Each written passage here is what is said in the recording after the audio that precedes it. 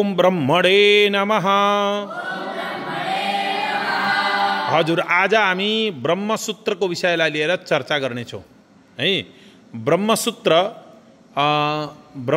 हाम्रो यहाँनेरि हामी हेर्दैछौँ, यो 9वटा सूत्र भएको ब्रह्मसूत्र रहेको छ। ब्रह्मसूत्रको विषयमा हामी चर्चा गर्नेछौँ। यहाँनेरि 9वटा सूत्र छ, 3वटा ग्रन्थीहरू छ। ग्रन्थी भनेको गाँठो, सूत्र भनेको तन्तु पनि भनिन्छ, संस्कृतमा तन्तु भनिन्छ सूत्रलाई है। हामी ब्राह्मणहरूले विशेष गरेर 9वटा सूत्र भएको जनेउ लगाउनु पर्ने है, परम्परा अनुसार। र श्रावणी विधि अनुसार पनि 9वटा तन्तुको पूजा गराइन्छ। कलौ पराशर स्मृति भनेर भन्ने हुनाले गर्दाखेरि कलियुगमा पराशरको सिद्धान्त, पराशर ऋषिको सिद्धान्त अधिक मात्रामा चल्दछ। अनि पारस्कर गृहसूत्रका नियमहरू पनि चल्दछन्। र हामीले तैत्तिरीयोपनिषदको अनुसारले शतपथ ब्राह्मणको सिद्धान्त अनुसार पनि हामीले 9 सूत्र धारण गर्नुपर्ने। र हाम्रो विशेष सूत्र ब्रह्मसूत्र, व्याकरणका सूत्र, अनि जनेउका सूत्र है, अनि शिखा भनेको ब्रह्मग्रन्थि है। सबैभन्दा ठुलो कुरो शिखा हाम्रो हुनु पर्यो है। शिखा भनेको टुप्पीमा गाँठो हुनु पर्यो, 1 नम्बर कुरो। त्यसलाई ब्रह्मग्रन्थि भनिन्छ। जनेउमा भएको ग्रन्थीलाई पनि ब्रह्मग्रन्थि भनिन्छ। र हाम्रो लगौटीको पछाडिपट्टि बान्ने भागलाई पनि मूलाधारको छेउमा हामीले जो गाँठो पार्छौँ लगौटी पछाडि लगेर, त्यसलाई पनि विशेष रूपले ब्रह्मग्रन्थि भनिन्छ। अर्को ब्रह्म पवित्र भन्ने पनि ब्रह्मग्रन्थि भनिन्छ है। र ब्रह्म ज्ञान यो प्राप्त गरेपछि, 5वटा कुरा प्राप्त गरेपछि हामी गुरुकुलमा बसेको सार्थक हुन्छ। नत्र भनेदेखि गुरुकुलमा बसेर त्यत्तिकै समय व्यतीत गरेको आरोप लाग्न सक्ने सम्भावना हुन्छ। त्यसकारणले गर्दा हामीले 9वटा तन्तुमा है, सबैभन्दा ठुलो सम्पत्ति भनेको हाम्रो के हो त भन्दा शिखा अनि सूत्र। सूत्र भनेको जनेउ, शिखा भनेको टुप्पी, अनि त्यसपछि सन्ध्या वन्दनादि भनेको ब्रह्मज्ञान हो है। शिखा भनेको ईश्वर को आराधना गर्दाखेरि गाँठो पारेर है गर्ने, यज्ञ गर्नका लागि त्यो गरिन्छ। र यज्ञ गर्नका निमित्त त्यो ग्रन्थीलाई, शिखालाई पार्नु पर्दछ। हाम्रो माथि टुप्पी पनि भन्दछौँ हामीले। त ब्राह्मण साँच्चैकै ब्राह्मण हो भनेदेखि उसको मूल चाहिँ के हो त भन्दा सन्ध्या, विशेष गरेर सन्ध्या हो। सन्ध्यामा चाहिने चिज। अनि यज्ञ उपवीत भनिन्छ जनेउलाई, अर्थात् जनैलाई हामी के भन्छौँ? जनै भन्छौँ। जनै भनेको यज्ञ शब्दबाट आएको छ, यज्ञबाट। यज्ञ उपवीत भनेर भनिन्छ। यज्ञ गर्नका लागि अधिकार दिएको। यज्ञ गर्न अधिकार जनेउ नलगाइकन अधिकार छैन। जसलाई हाम्रो परम्पराले, हाम्रो सनातन धर्ममा परम्पराले दिएको छ उसलाई मात्र। त भगवान विष्णुले, भगवान शङ्करले ब्राह्मणहरूलाई जनेउ लगाउने अधिकार दिनुभयो। त्यही परम्परामा हामी छौँ। हामीले धेरै ठुला कुराहरू पनि गर्नु छैन हैन। र जन्मैदेखि ब्राह्मण हुन्छ है। ब्राह्मण भनेको जन्मैदेखि हुन्छ है। र अर्को पक्षबाट एउटा दक्षिण पक्ष छ, एउटा वाम पक्ष छ। वाम पक्षले पनि सोच्दछ कर्म अनुसारले ब्राह्मण हुन्छ, त्यो पनि हुन्छ, त्यसलाई पनि नकार्न सकिन्न है। जस्तै हाम्रा विश्वामित्र चाहिँ क्षत्रिय थिए, उनी ब्राह्मण भए। तर क्षत्रिय ब्राह्मण हुन सक्छन्, आपत्ति पर्दैन हैन। त्यसकारणले गर्दा ब्रह्म एउटा सोचको विषय हो, ब्राह्मण एउटा संस्कारको विषय हो, ब्राह्मण एउटा परम्परा हो, ब्राह्मण एउटा सभ्यता हो, ब्राह्मण एउटा शिक्षा हो, अनि ब्राह्मण एउटा नलेज हो है। अनि जातिमा लगाएर यसलाई झगडा गरिहाल्नु पनि हामीले हुन्न कहिले पनि। जातिगत कुराहरू आयो भनेदेखि चाहिँ नमस्कार गरेर पिछा छुटाउनु अर्थात् त्यहाँबाट निक्लिहाल्नु। मौन बस्नु है। मौनभन्दा ठुलो कुरो अर्को व्रत केही पनि छैन। त्यसमा तर्कमा नजानु। तर्कमा जातिगत मुद्दाहरू भनेका राजाका मुद्दा हुन्, राजनीतिका मुद्दा हुन्, षड्यन्त्रका मुद्दा हुन्। त्यसकारणले गर्दाखेरि यी मुद्दाहरू राजनीति गर्ने नेताहरूले पहिली फर्स्ट चलाउँछन् अनि त्यसपछि एकअर्काप्रति हामीलाई लडाउँछन्, लडाएपछि अनि भोट लान्छन्। यस्ता प्रकारका कुराहरू हुन्छन्। ती सबै कुराहरूलाई हामीले मध्यनजर राखेर है कहीँ पनि त्यस्ता कुरामा हामीले जानु हुँदैन। र विशेष गरेर ब्रह्मसूत्रलाई धारण गर्ने विधि विधान के छ त भन्ने विषयमा यहाँ हामी चर्चा गर्नेछौँ है। धारणात् ब्रह्मसूत्रस्य गते मास चतुष्टये त्यक्त्वा तान्यपि जीर्णानि नवान्यन्यानि धारयेत्। अर्थात धारणात् ब्रह्मसूत्रस्य ब्रह्मसूत्र धारण गरेको 4 महिनामा परिवर्तन गर्नुपर्दछ।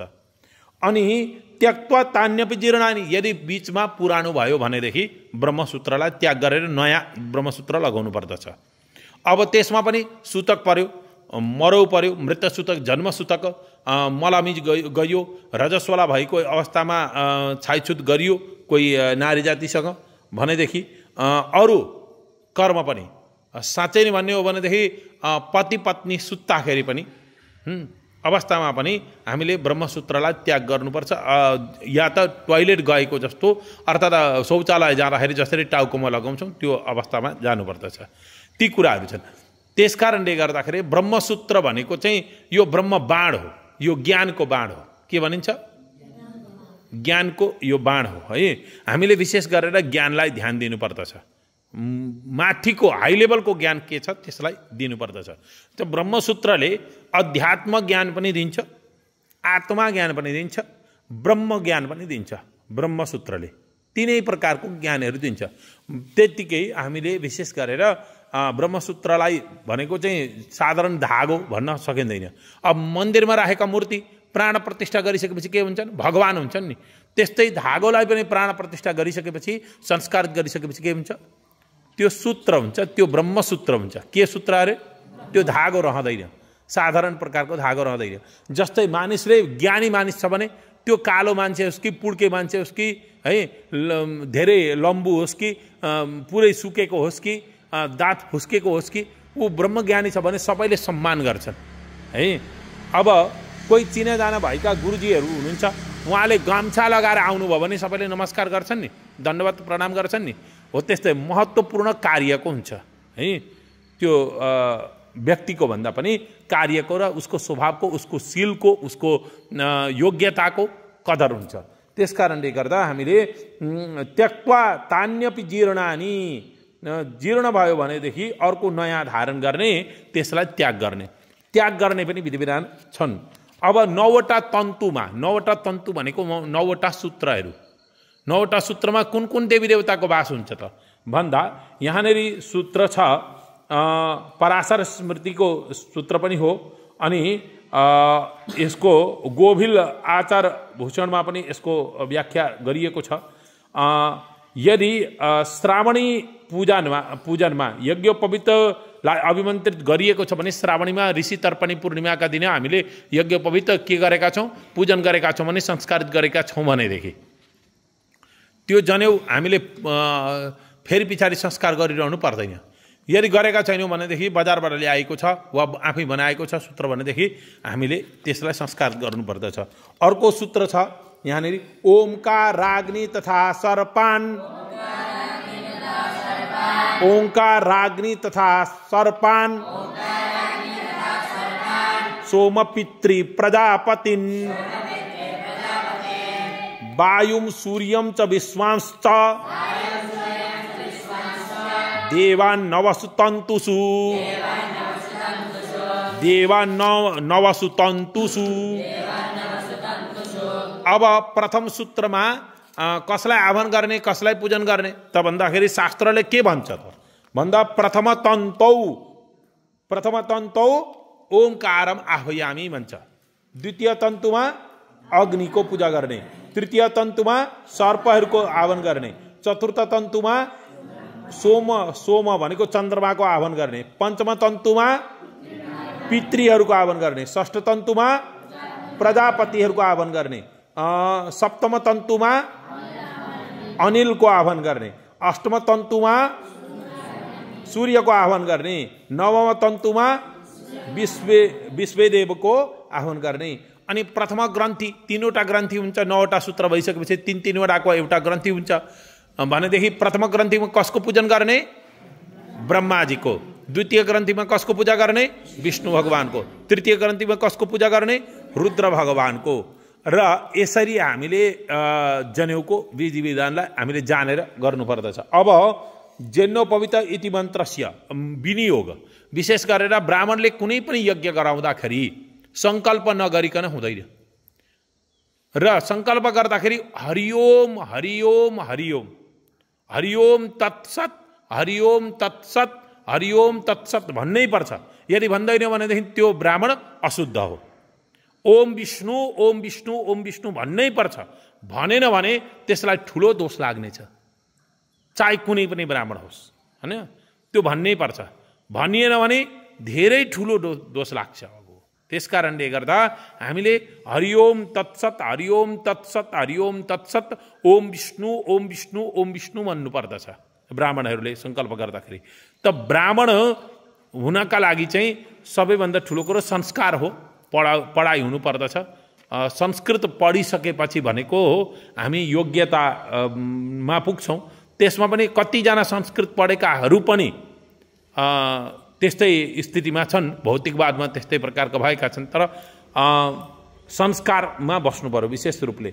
अब यज्ञोपवीत धारण गर्दाखेरि सर्वप्रथम विनियोग गर्नुपर्दछ। विनियोगमा के छ त भन्दाखेरि यज्ञोपवीत इति मन्त्रस्य परमेष्टि ऋषि, ऋषि चाहिँ परमेष्टि ऋषि हुन्, लिङ्गोक्ता देवता, अनि छन्द त्रिष्टुप छन्द। कुन छन्द अरे? यज्ञोपवीत धारणे विनियोग। यो मन्त्र विशेष गरेर हामीले विनियोग पढ्ने। त्यसपछि यज्ञोपवीत धारण गर्ने। यज्ञोपवीतं परमं पवित्रं, यज्ञोपवीतं परमं पवित्रं प्रजापतिर्यत् सहजं पुरस्तात् आयुष्यमग्र्यं प्रतिमुञ्च शुभ्रम् यज्ञोपवीतं बलमस्तु तेज यज्ञोपवीतमसि यज्ञस्यत्वा यज्ञोपवीतेनोपनह्यामि। यज्ञोपवीते नोपनह्यामि। अब यो यज्ञ पवित्र म धारण गर्दछु भनेर अब धारण गर्यो। धारण गरिसकेपछि फेरि पुरानो जनेउलाई निकालिदिने, पुरानो जनेउलाई पनि निकाल्ने नियम छ। त्यसको पनि मन्त्र छ। मन्त्र बिनाको त हाम्रो कुनै पनि यज्ञ सुत्ता पनि खाँदा पनि यज्ञ गर्दा पनि केही गर्दाखेरि पनि शौचमा जानुभन्दा पहिले पनि हाम्रो मन्त्र छ। शौचबाट आएपछि पनि मन्त्र छ। मन्त्र बिनाको त गुरुकुलमा केही पनि हुँदैन। त्यस कारणले गर्दा एतावद्दिन पर्यन्तं ब्रह्मत्वं धारितं मया जीर्णत्वात् त्वत्परित्यागो जीर्णत्वात् त्वत्परित्यागो गच्छसूत्र यथा सुखम गच्छसूत्र यथा सुखम। यति भनेर जनेउलाई विसर्जन गरिदिनु पर्दछ। एउटा जनेउ चुट्याएर है। त्यसपछि भनेको विशेष गरेर हामी योग्य बनिन्छौँ र यो सूत्रहरूलाई विशेष गरेर हामीले ध्यान दिएर बस्नुपर्दछ। र यज्ञोपवीतको धेरै नियमहरू छन्। यो त संक्षेपमा मात्रै मैले बताएको है। यज्ञोपवीतको धेरै ठुलो नियम छ। र हामीले लघुशङ्कामा जाँदाखेरि त विशेष के गर्छौँ हामी? कानमा राख्छौँ जनेउ, दाहिने कानमा। र शौचमा जाँदाखेरि दुईपट्टि नै कानमा राख्छौँ, टाउकोमा पुर्याउँछौँ। स्वर्गमा पुर्याएको भनिन्छ। यो घाँटीदेखि माथि स्वर्ग भनिन्छ। स्वर्ग गइन्छ अरे यहाँबाट प्राण गयो भने। मलमूत्र त्याग गर्ने ठाउँतिरबाट गयो भने नर्क पुगिन्छ है। त्यस कारणले गर्दाखेरि हामीले कहाँ लगेर राखेको जनेउलाई त भन्दा स्वर्गमा लगेर राखेको। र शौच हामीले गर्ने। साइन्टिफिक कसले के भन्छ कोही यस्तो साइन्टिफिक वे छ भने साइन्टिफिक वे नै मात्रै चाहियो किन हाम्रै मात्रै अरूमा त छैन त फाल्तुका कुरा गर्छन् त दुनियाँभरका आडम्बर छन् त ढोङबाजी छन् त भने हाम्रो सनातनीलाई मात्रै साइन्टिफिक वेमा गएर तराजुमा तौलिनु पर्ने किन त्यस कारणले गर्दा हामी त्यो चक्करमा जानु हुँदैन कसले के भन्छ साइन्टिस्टले कोनी के भन्छ कसलाई के भन्छ 100मा 100% सबै वैज्ञानिक कारण छन् त सकिहाल्यो नि एउटा कुरो पनि व्यर्थ छैन हाम्रो सनातनको नियमहरू पुरै वैज्ञानिक कारण छ त्यसमा तौलिनै राख्नुपर्ने विषय भनेको छैन त्यस कारणले गर्दा अब हामीले ब्रह्मचर्य आसनमा बस्दाखेरि कसरी बस्नु पर्दछ एकपल्ट देखाउँ त अघि मैले सिकाएको अनुसारले सबै भक्तजनहरूले पनि देख्नुहुनेछ कसरी बस्नु पर्दछ ब्रह्मचर्य आसनमा बस्दाखेरि कसरी बस्यो हो यो कोही देखा त भाइ लु देखाऊ उता पाउ देखाऊ पछाडिपट्टि त्यो राम नाम उठाऊ हो राम नामलाई उठाऊ न हो त्यो कपडा उठाऊ न कपडा तिम्रो हो त्यसरी यसरी बस्नु पर्दछ ठ्याप्पै चाकलाई तल राखेर बस्नु पर्दछ यसरी चाहिँ ब्रह्मचर्य आसनमा यसरी बसियो भनेदेखि चाहिँ धेरै राम्रो प्रकारको ब्रह्मचर्य आसनमा बसिएको मानिन्छ र ब्रह्मचर्यमा बस्नु पर्यो विशेष गरेर है ग्रन्थीलाई कसेर बस्नु पर्यो विशेष अनि अर्को चाहिँ हामीले लेख्दाखेरि कसरी लेख्नुपर्छ लेख्न बस्दाखेरि अरू टेबलै चाहिँदैन हामीलाई ठ्याक्कै लियो कलम लियो हो त्यसरी अब दुईटा पाउ एउटा घुँडामाथि अर्को घुँडा राखेर ठ्याक्क कलम लिने कपी लिने खाता लेखनी पुस्तक लिने लेखनी लिने है र यसो गऱ्यौँ भनेदेखि हामीले के हुन्छ त भन्दाखेरि चाहिँ यो चाहिँ हाम्रो यसो गरेर लेख्न थाल्यौँ यसरी पढ्न थाल्यौँ भनेदेखि हाम्रो अर्को के हुन्छ हार्निया हुँदैन अर्को हाइड्रोसेल हुँदैन अनि अर्को अनेक प्रकारका रोग हुन्छ मूलाधार सम्बन्धी बीचका जति पनि रोगहरू हुन्छ ती सबै रोगहरू हुँदैनन् के हुँदैन अरे